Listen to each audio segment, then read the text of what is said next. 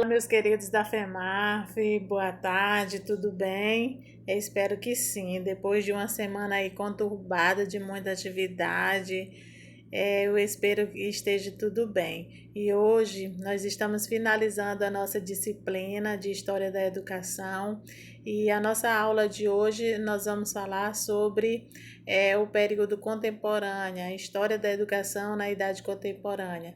E nós vamos iniciar aqui com o século das luzes, né? O período do iluminismo chamado, ou seja, o período da racionalidade, o período glorioso, né?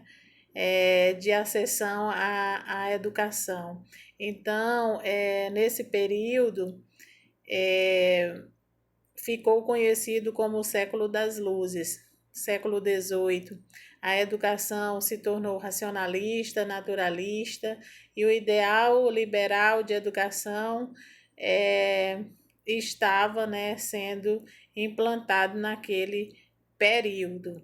Então, a Idade Moderna, como nós falamos na aula passada, ela compreende o período de 1453, né, com a queda do período romano do Oriente, né, a tomada de Constantinopla, até o período de 1789, a queda da Bastilha, com a Revolução Francesa, final do século XVIII. Então, no qual predominava naquele período o regime absolutista, que nós também falamos na aula passada, que era o poder centralizado na mão dos reis. Ou seja, esse regime absolutista, ele teve um fim, né, com a Revolução Francesa, que defendia os ideais aí de liberdade, igualdade e fraternidade. E eles eram contra os privilégios hereditários da nobreza, visando a ascensão dos burgueses, que também se propõe a igualdade de direitos e oportunidades, fundamentado no liberalismo. A Revolução Francesa baseou-se também nas exigências populares de um sistema educacional, ou seja, essa revolução, mesmo antes dessa revolução, outras revoluções já teriam acontecido, como a Revolução Industrial, a Revolução Gloriosa, a Revolução Burguesa, e a Revolução Francesa foi apenas o estopim, né, da insatisfação da camada mais pobre daquele período, né, que correspondia a 80%. Naquele período, a sociedade francesa estava dividida em 3 estados e a camada mais pobre, né, do proletariado, ela correspondia a 80%. Então, ele se considerava a maioria e nem mesmo sequer não tinha um representante. Então, essa revolução aconteceu na França nesse período, né, de 1789, com o ideal de liberdade, igualdade e fraternidade, buscando aí os seus direitos educacionais dentro de uma sociedade dentro de uma sociedade que tinha apenas direito às pessoas com poder aquisitivo. O século XVIII é conhecido como o século das luzes, do iluminismo, assim como a Idade Média também ficou conhecido como Idade das Trevas, né? Que o conhecimento ele não se propagou naquele período da Idade das Trevas, da Idade Média. Assim, né, o século XVIII ficou conhecido também como o século das luzes, ou seja, um movimento iluminista ocorreu, chamado também de ilustração. Pelo apego à racionalidade, ficou conhecido pelo apego à racionalidade, a luta em favor da liberdade individual, das pessoas terem o direito de pensar, de criticar, de colocar em prática as suas ideias, de divulgar as suas ideias. Nesse movimento apareceram mescladas as ideias de idealismo, do empirismo e do racionalismo dos séculos anteriores. O século da razão, anunciado desde o Renascimento, ele já vinha sendo anunciado, né? Eu não sei se vocês lembram, nós falamos lá no século XVI que foi o advento à modernidade, começou a ser também o advento à ciência, e desde muito cedo, do século XVI, que ela vinha sendo, né, já anunciado. Então, aí foi só o estopim para que essas ideias fossem realmente colocadas em prática, e o homem, desde o período da modernidade, se tornou como o centro, né, do universo, pela forma ou pela capacidade que ele tinha de raciocinar e de trazer ideias para viver em sociedade melhor. O iluminismo é um período muito rico em reflexões pedagógicas. Um de seus aspectos marcantes está na pedagogia política, centrada no esforço para tornar a escola laica e função do Estado. Pela primeira vez, acontece um Estado instituir a obrigatoriedade da escola. Isso aconteceu lá na Prússia em 1717, né, início do século XVIII aí. Nunca se tinha ouvido falar, né? Nunca se tinha discutido tanto a formação do cidadão através das escolas, como no período da Revolução Francesa. Então, em que se reivindicava uma educação laica, gratuita e para todos. A gente antes, em períodos anteriores, não se tinha instituído essa obrigatoriedade escolar, né? E não se tinha discutido a formação do cidadão através de escolas. Então, esse objetivo da Revolução Francesa, ela vai trazer esse ideal, né, esse objetivo, e depois vai ser propagado também, vai se tornar como exemplo para todo o mundo. A escola pública é filha da Revolução Burguesa.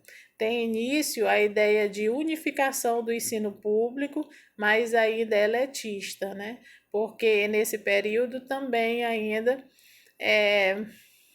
quem chegava, né, quem seria capazes e conseguiam prosseguir até a universidade era apenas as pessoas do poder aquisitivo, né, que estavam no topo da pirâmide da sociedade, pessoas enriquecidas, pessoas que poderiam chegar às universidades. Com o acentuado movimento pela liberdade individual, através desse movimento do iluminismo, procurou-se libertar o pensamento da repressão exercida pelo sobrenatural, o obscurantismo religioso. Nascem, então, as correntes de pensamento que vão fundamentar a pedagogia da ilustração, né? Que a gente vai apresentar para vocês aqui 2 ou 3 ideias, né, desses grandes iluministas, de Diderot, de D'Alembert, de Rousseau, Voltaire, Locke, entre outros que estavam à frente desses movimentos, né, do movimento iluminista. Então, apresentavam de forma sucinta, nós vamos apresentar de forma sucinta cada corrente de pensamento e seus respectivos representantes.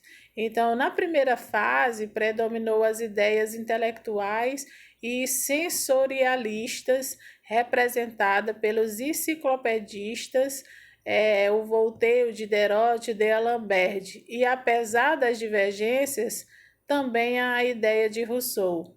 Alguns deles possuíam um viés aristocrático, isto é, eles acreditavam na capacidade do bem usar a razão como atributo como atributo,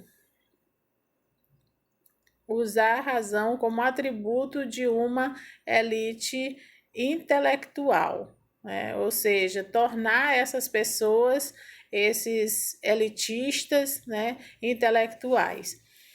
A burguesia temia que a educação das massas provocasse o desequilíbrio na ordem que então se estabelecia. Diderot era o organizador ativo da obra A Enciclopédia. Era um dos que detém a educação democrática, que ele era a favor da educação democrática, aconselhando a universalização da instrução, já que para ele é mais fácil explorar um camponês que sabe ler do que é mais difícil, na verdade, explorar um camponês que sabe ler do que um analfabeto, né? Então, ele tinha essa ideia aí, essa corrente de pensamento, tá? Numa segunda fase, predominava as ideias naturalistas de Jean-Jacques Rousseau, o qual, apesar de conviver com os enciclopedistas, tornando-se muito amigo de Diderot, diverge de outros em muitos pontos. Dentre suas obras, destaca-se o discurso sobre a origem da desigualdade entre os homens, né? Do contrato social, né, de Emily Durkheim, ou em relação à educação. Costuma-se dizer que Rousseau provocou uma revolução copernicana da pedagogia. Rousseau centraliza os interesses pedagógicos no aluno, os interesses da aprendizagem, não mais do professor, que não deve ser encarado como um adulto em miniatura. Ele criticava a educação intelectualista, formal, livresca e valorizava o quê? A experiência, a educação ativa voltada para a vida, para a ação. Esse é o sentido que ele dá para a educação natural. Então, a gente observa aí que o Rousseau, ele diverge de algumas ideias de outros iluministas. Ainda para Rousseau, o importante é levar a criança a pensar, não como um processo que vem de fora para dentro, mas como desenvolvimento interno e natural. Para ele, o homem em estado de natureza é bom, mas o que corrompe ele é a sociedade.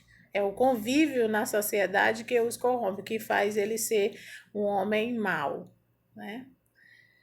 Que destrói sua liberdade. O seu pensamento pedagógico não se separa de sua concepção política, apesar de ser criticado por defender uma educação elitista, né? Porque ele era um iluminista e eles defendiam uma educação, uma escola laica, uma educação para todos, e ele ainda defendia a educação elitista e individualista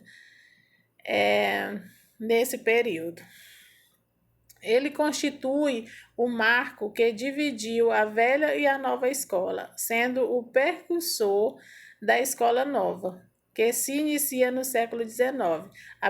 A pedagogia de Rousseau foi a primeira tentativa radical de oposição, da oposição fundamental, e a pedagogia da essência e da criação de perspectiva para a pedagogia da existência, de fato. Numa terceira fase, predomina o idealismo de Kant, que, influenciado por Rousseau, acreditava que o homem é o que a educação faz dele, né? É interessante isso, né? Influenciado por Rousseau, acreditava que o homem é o que a educação faz dele.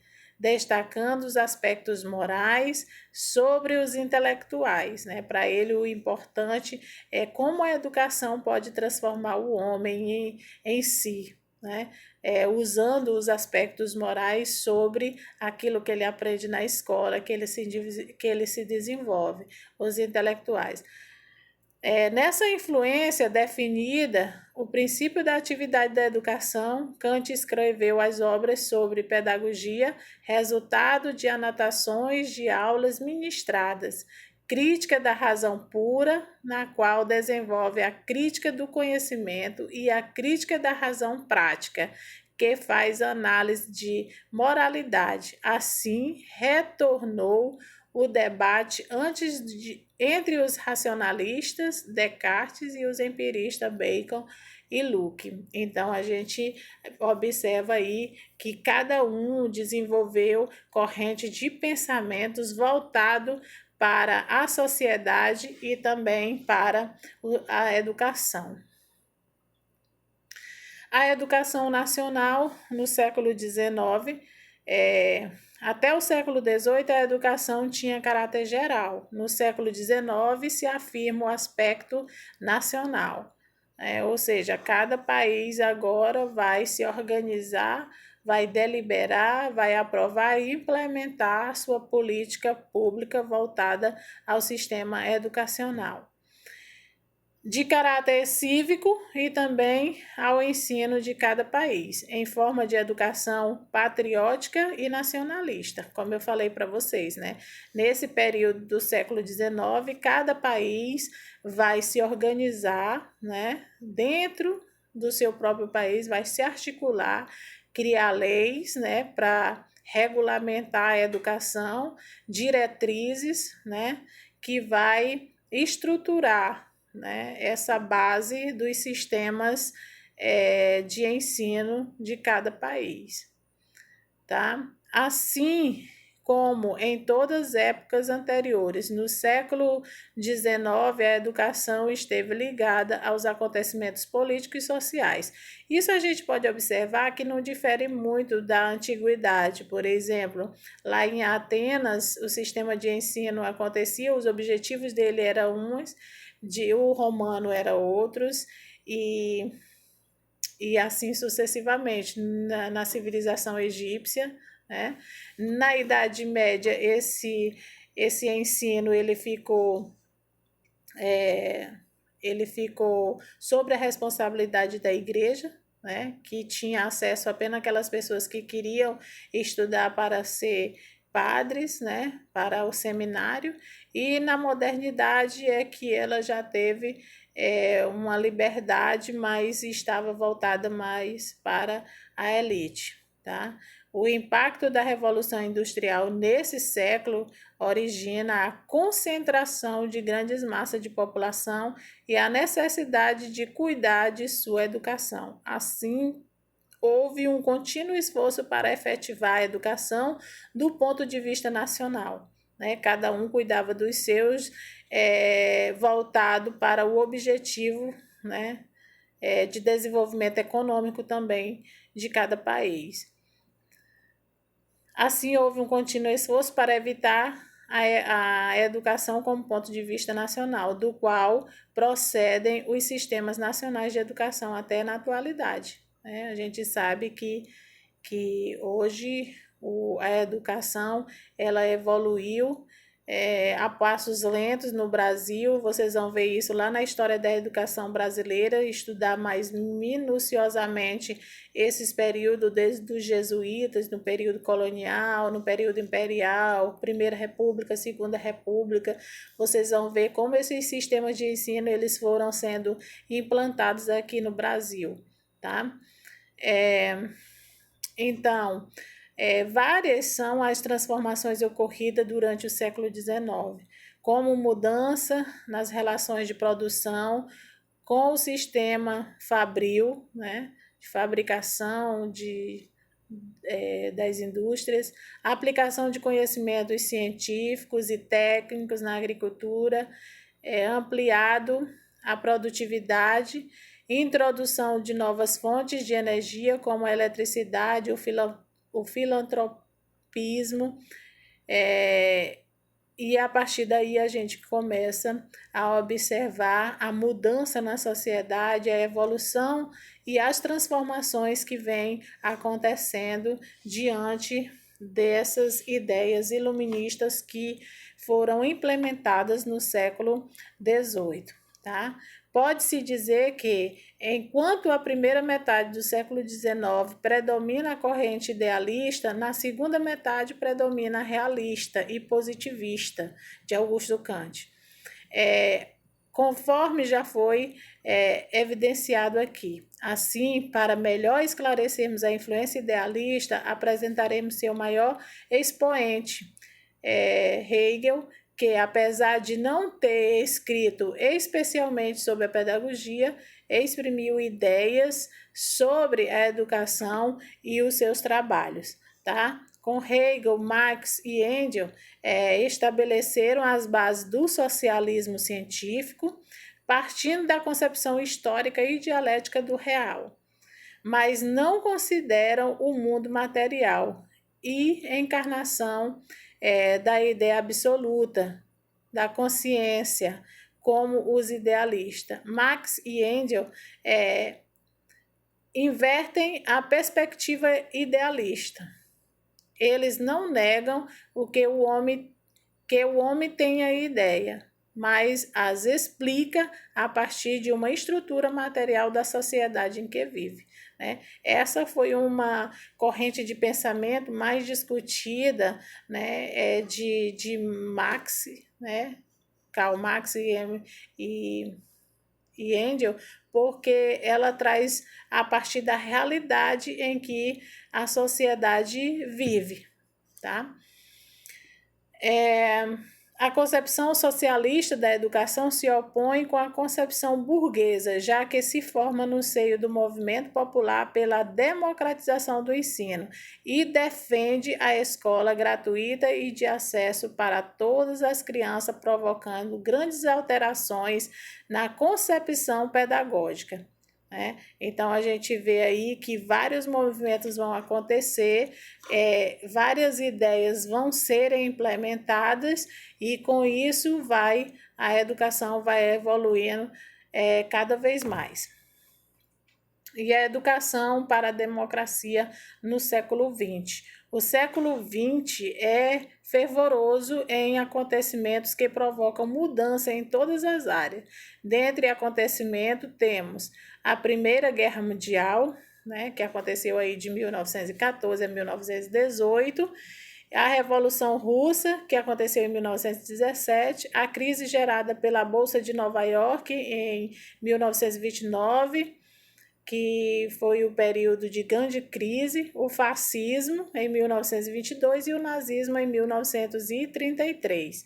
A Segunda Guerra Mundial, que vai acontecer de 1939 a 1945, a ruptura dos blocos comunistas, segunda metade do século XX, e a Revolução de Maio em Paris em 1956. 68, aliás, desculpem, dentre outros, todos esses acontecimentos, longe de atrasar, fortaleceram nos países democráticos, né, desenvolvido o movimento de democratização do ensino, além de acrescentar o caráter da universalização da educação. Então, a gente pode observar aí que todos esses movimentos que aconteceram, todas essas guerras,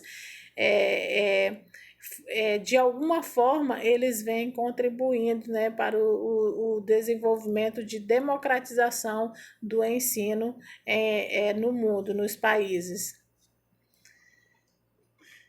Este século oferece riquíssimas produções pedagógicas, mas em função do pouco espaço que dispomos. Faremos algumas simplificações e iniciaremos enfatizando que as propostas educacionais do século anterior reafirmam neste século a urgência da escola pública, laica, gratuita, né, e obrigatória, demandada no intenso movimento de urbanização e de industrialização. Então, a gente percebe que nesse período aí há uma necessidade, né, de implantação de escola nos países e aí a democratização dessas escolas, elas vão acontecer.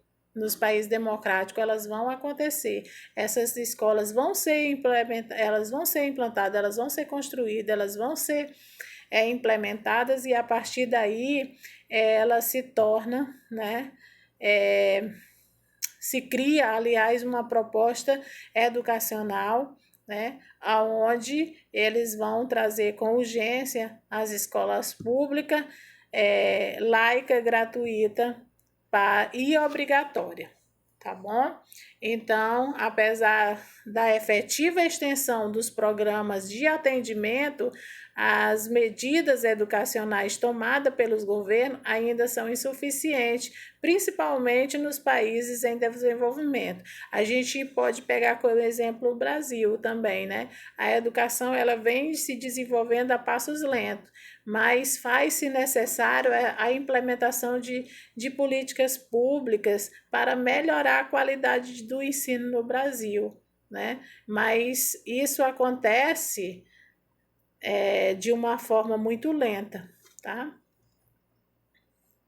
Então, gente, eu tentei sintetizar, resumir, né, o máximo que eu pude aqui para que vocês possam entender. Mas nós temos várias correntes de pensamento ainda, de vários autores que está lá na apostila, que vocês podem estar dando uma olhada, estudando, aprofundando mais os conhecimentos de vocês sobre a história da educação contemporânea, que é muito abrangente, não dá aqui para falar tudo, mas a gente pode estar depois aprofundando nossos estudos, buscando pesquisar sobre esse tema, tá? Eu espero ter ajudado vocês a compreender um pouco dessa história da educação contemporânea, tá bom? Um abraço a todos e